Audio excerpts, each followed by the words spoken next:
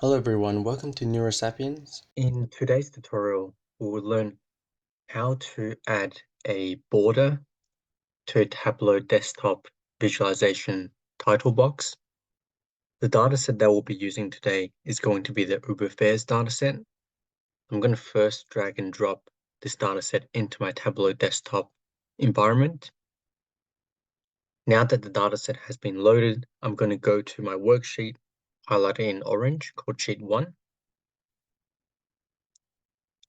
I'm going to create a visualization here by dragging key to columns.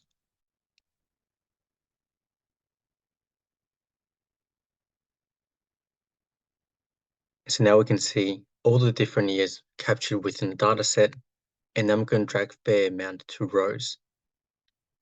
So now it's showing me the total fair amount for each year for the Uber Fares dataset. I'm going to give this sheet a more descriptive title. So I'm going to change it to Total Uber Fare Amount from 2009 to 2015. I'm going to hit apply, and now the title has changed.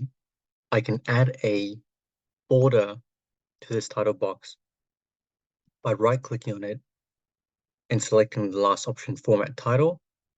It's going to open this panel here on the left-hand side. I'm going to click on the border drop-down and then select a thickness. I'm going to choose the thickest border here, and this will then give my title box a border for my visualization. So there you have it. This is how you can add a border to a title box for Tableau Public Desktop visualization. If you found this tutorial helpful, please give it a thumbs up, subscribe and click the notification bell for weekly videos. Please share the video with anyone who you think would benefit from the content and comment below what topics you would like to learn. If you would like to support this channel and have the means to do so, the best way will be via my Patreon link in the description below. Happy learning, and I'll see you in the next tutorial.